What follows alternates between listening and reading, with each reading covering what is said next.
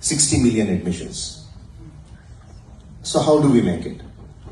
At the time, Shobhu gave me a small writing on a paper, which I framed it and put on my table, which all of you know.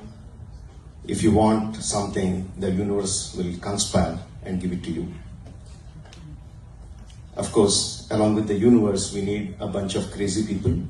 Shobhu, who was ready to invest that kind of money. Prabhas, who was willing to give 5 years of his time for the Bahubali franchise. And we went ahead and made it. And the Bahubali franchise got about 150 million admissions across the country.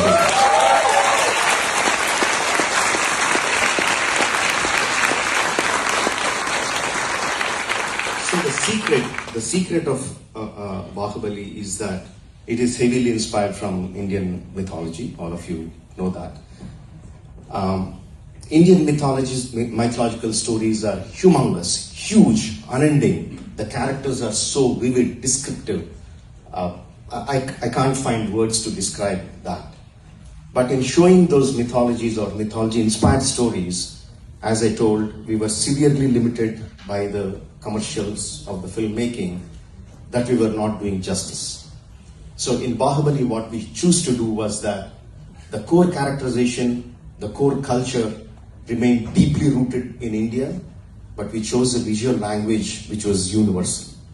Whichever part of the world the audience see the film, they can immediately connect to it.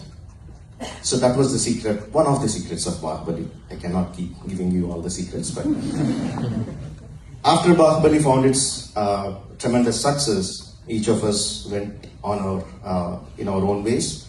I went on to make RRR. Prabhas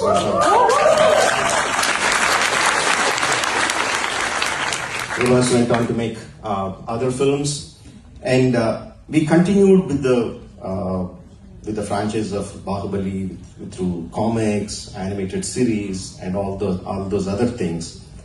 But we were looking at what is the biggest hit an animated series has done, and how can we make it within the budget, the same model.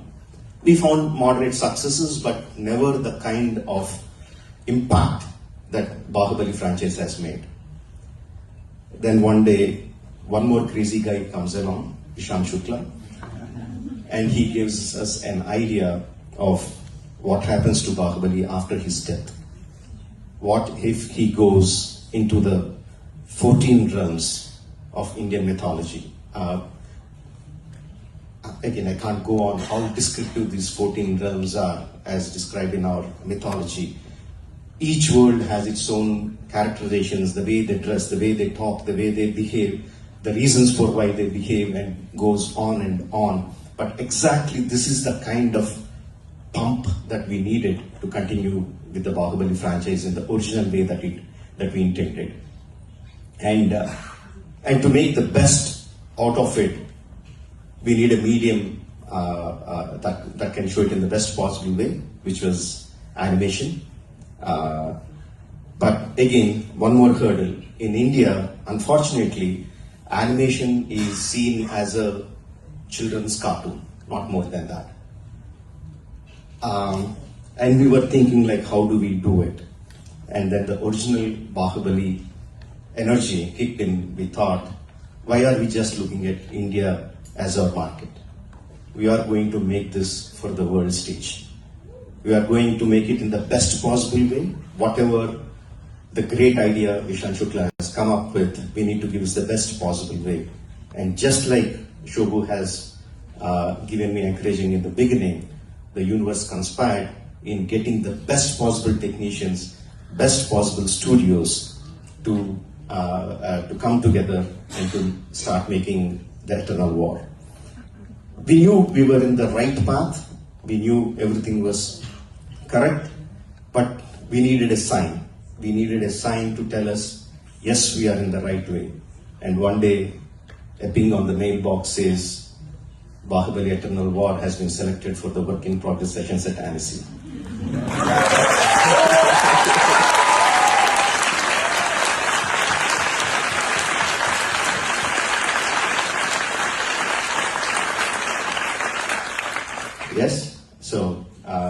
is the sign that we needed. We know we are in the right direction. Ishan, nothing less than Annecy Crystal for us. Nothing less will do. So, ladies and gentlemen, with that I give you the brains behind Eternal War. Let's pick them. Bahubali Jai Ho, Jai Maheshmati. Thank you very much. And I just want to remind